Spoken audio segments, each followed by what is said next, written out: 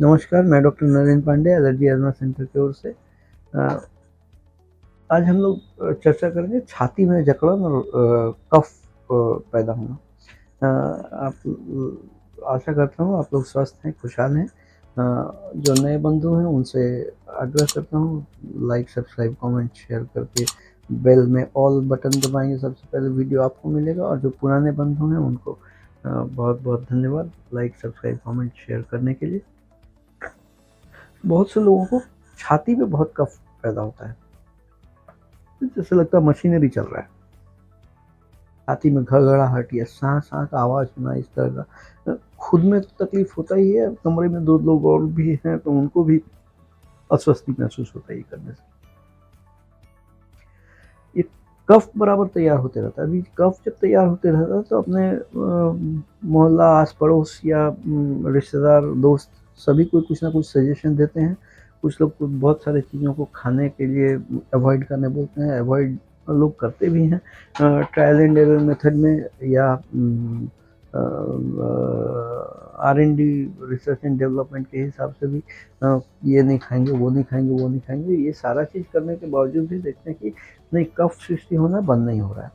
तो अगर कफ सृष्टि होना बंद नहीं हो रहा है तो खाना पीना बंद करके भी क्या फ़ायदा है, शौक को ताक पे रख के तो फ़ायदा नहीं है।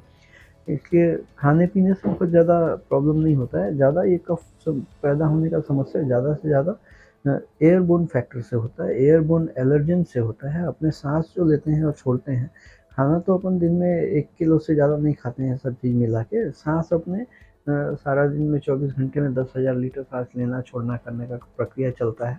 इस दौरान बहुत सारे एयरबोर्न एलर्जेंस हैं जो अपने सिस्टम में, अपने शरीर में प्रवेश करता है। और ये एयरबोर्न एलर्जन शरीर में प्रवेश करने की वजह से ब्लॉकेज पैदा करता है अपने सांस नली में, लंग के अंदर में। जैसे कोई नाले से पानी बह रहा है, वहाँ अगर जाम लग जाए तो पानी नाले से नहीं बह के ऊपर बहना शुरू हो जाएगा। ठीक उसी तरह से एलर्जी के कारण रेस्पिरेटरी ट्रैक्ट में ये सारे लंग, सांस नली के अंदर में इन्फ्लेमेशन पैदा होता है, इचिंग पैदा होता है, जिसकी वजह से छाती में जकड़न सा महसूस होता है। और छाती में जो फ्री फ्लो ऑफ कफ है, नॉर्मल हर इंसान को कफ प्रोड्यूस होता है, रीअब्जॉर्ब हो जाता है। नाक में अपन उंगली देंगे तो देखेंगे नाक भीजा हुआ है, क्योंकि कफ प्रोड्यूस होता है, रीअब्जॉर्ब होता है।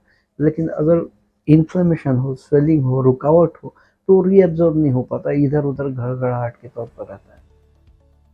इसका मुख्य वजह एलर्जिक इन्वायरमेंटल एलर्जन है। इन्वायरमेंटल एलर्जन जो हम लोग सांस के साथ शरीर में अंदर प्रवेश कर रहा है, वो एक एलर्जिक कैस्केड तैयार करके इन्फ्लेमेशन क्रिएट करता है। तो हम लोगों को इससे बचने के लिए जो ज़रूरत है, हम लोग खोज करना कि किन चीज़ों से हो रहा है। वो एलर्जी टेस्ट करना, मॉडिफाइड स्किन प्रिक टेस्ट, चमड़े में एलर्जी का टेस्ट करके पहचान करना किन किन चीज़ों से एलर्जी हो रहा है। वो पहचान होने के बाद उसके हिसाब से specific vaccine, specific immunotherapy vaccine देके बॉडी के अंदर में उन चीज़ों के खिलाफ रोग प्रतिरोध क्षमता, उन चीज़ों के खिलाफ इम्यूनिटी डेवलप कराने से इससे निजात पाया जा सकता है। अगर आप में से किन्हीं को इस तरह का परिसेवा ज़रूरत हो तो नीचे दिए गए अपॉइंटमेंट नंबर में कॉल करके आके ये परिसेवा ले सकते हैं। मैं कोलकाता में एलर्जी अस्थमा सेंटर में बैठता हूँ, जो मौलाली मज़ार के पीछे इंटरनेशनल हॉल के बीच में है। यहाँ आके आप ये परिसेवा ले सकते हैं। आज के लिए इतना ही। मैं doctor Narayan Pandey, allergy asthma centre की ओर से। आप लोग खुश रहिए, स्वस्थ रहिए। वीडियो पसंद है तो लाइक